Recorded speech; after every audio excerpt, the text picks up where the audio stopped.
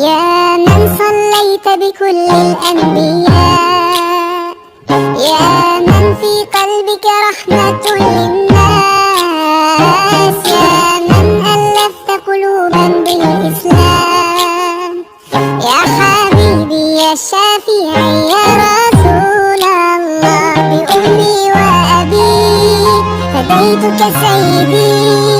صلاة